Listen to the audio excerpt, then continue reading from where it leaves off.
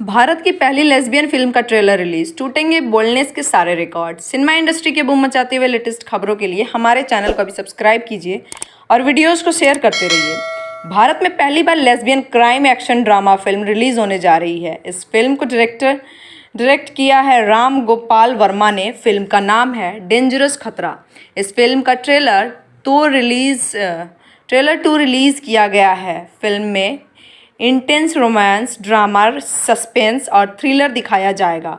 Trailer से पता चलता है कि यह फिल्म काफ़ी अलग और रोमांच से भरी होने वाली है। अगर ट्रेलर की बात की जाए तो इसमें खूब सारा रोमांस दिखाया गया है। किसिंग सीन्स से लेकर बेडरूम रोमांस तक मानो बोल्डनेस की सभी हदें पार हो गई है। आपकी जानकारी के लिए बता दें कि इंटीमेट सीन और बोल्डनेस के कारण फिल्म को ए सर्टिफिकेट दिया गया है। इस ट्रेलर से पता चल रहा है कि दोनों हीरोइन के बीच ज़बरदस्त रोमांस देखने को मिलेगा और साथ ही फिल्म में थ्रिलर भी होगा। इस फिल्म में साउथ फिल्मों की बोल्ड और सेंसेशनल एक्ट्रेस अप्सरा रानी और नैना गांगुली लीड रोल निभा रही हैं। फिल्म के ट्रेलर में दोनों ही कमाल की एक्टिंग करते हुए नजर आ रही हैं। इसे अब तक की सबसे बोल्ड फिल्म कहा जा रहा है।